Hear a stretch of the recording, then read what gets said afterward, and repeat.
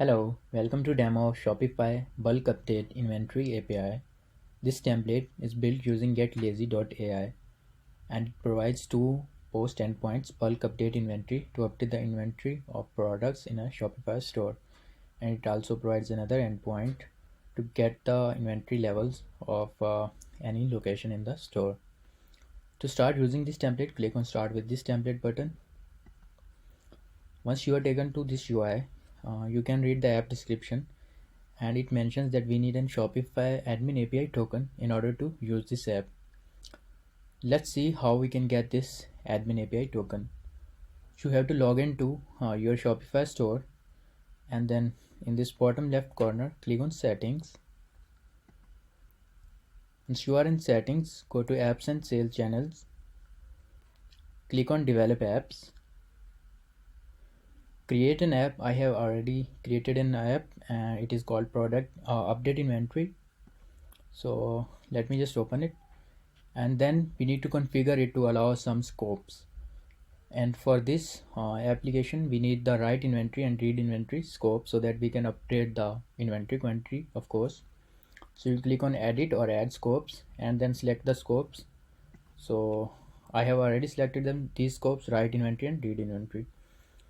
After that, this uninstall button app will be install button app. So you will click on the button and install the app. I have already installed the app, therefore it is showing as uninstall app. Then head over to API credentials and you will be able to reveal this token. So then you will copy this token. You will go to lazy builder, go to Env Secrets and add this token. I have already added this token, so then let's head over to the test tab and start the app.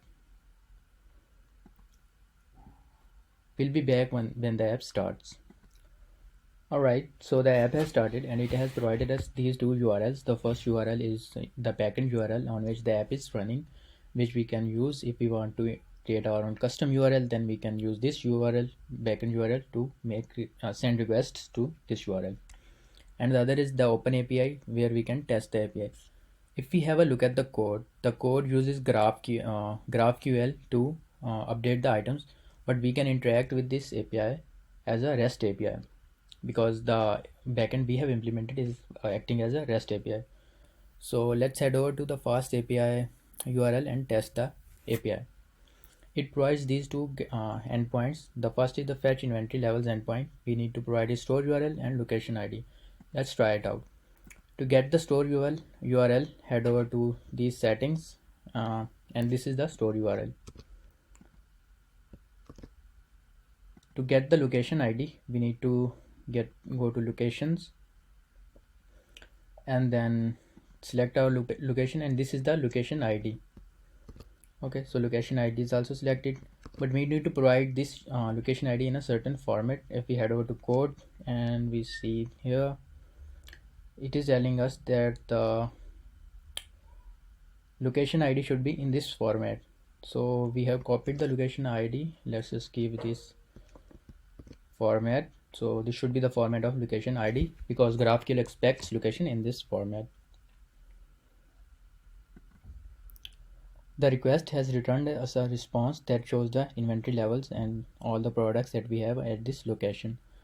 Now in order to update the products, we will need this product ID and the location ID.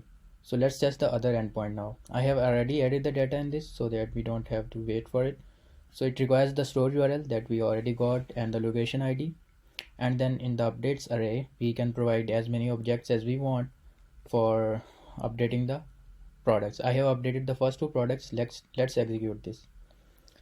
So if we have a look at the available quantity, it is 26 and 16.